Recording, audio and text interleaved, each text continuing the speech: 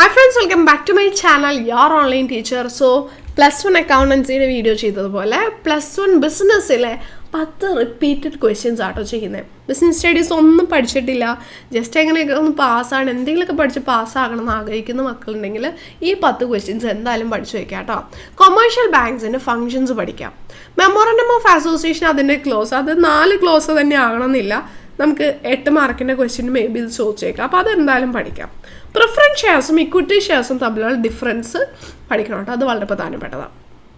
പിന്നെ soul proprietorship, ഞാനിവിടെ soul proprietorship മാത്രമേ വെച്ചിട്ടുള്ളൂ. കോപ്പറേറ്റീവ് സൊസൈറ്റി അതുപോലെ തന്നെ ഏത് വേണമെങ്കിലും ചോദിക്കാം, ജോയിൻ ചെയ്യുന്ന ഫാമിലി ഏത് വേണമെങ്കിലും ചോദിക്കാം. അതിൽ മെറിറ്റും ഡിമെറിറ്റും നിങ്ങൾ പഠിക്കണം. ഇൻഷുറൻസ് ഒഴിവാക്കാൻ പറ്റാത്ത ടോപ്പിക്കാണ്. ഇൻഷുറൻസിൻ്റെ മുഴുവൻ പ്രിൻസിപ്പൾസും പഠിക്കണം.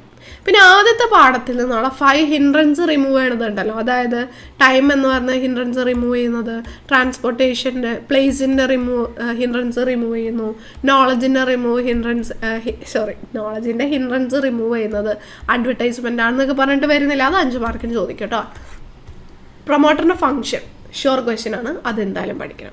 പിന്നെ മാത്സ് ഫോളോയിങ് ചോദിച്ചേക്കാം, അത് ഇത് തന്നെ ആവണമെന്നില്ല, ഏത് വേണമെങ്കിലും ചോദിക്കും കേട്ടോ. അപ്പോൾ അതിൽ ഈക്വൽ വോട്ടിംഗ് റൈറ്റ് ആർക്കുള്ളത്? ഈക്വൽ വോട്ടിംഗ് റൈറ്റ് വരുന്നത് ജോയിൻറ്റ് സ്റ്റോക്ക് കമ്പനിയിലാണ് വരുന്നത്. കോമൺ സീൽ ജോയിൻറ്റ് സ്റ്റോക്ക് കമ്പനിയിലാണ് വരുന്നത്. പിന്നെ അൺലിമിറ്റഡ് ലയബിലിറ്റി സോൾ പ്രൊപ്രൈറ്റർഷിപ്പിനാണ് വരുന്നത്. പിന്നെ ഈക്വൽ വോട്ടിംഗ് റൈറ്റ് കോപ്പറേറ്റീവ് സൊസൈറ്റിയിലും കോപ്പേഴ്സണസിന് ലിമിറ്റഡ് ലയബിലിറ്റിയാണ് ഉള്ളത്. പിന്നെ മെമ്മോറണ്ടം ഓഫ് അസോസിയേഷനും ആർട്ടിക്കിൾസ് ഓഫ് അസോസിയേഷൻ തമ്മിലുള്ള ഡിഫറൻസ്, അത് 4 പോയിന്റ് അല്ല 6 പോയിന്റ് പഠിച്ചു വെക്കണം കേട്ടോ.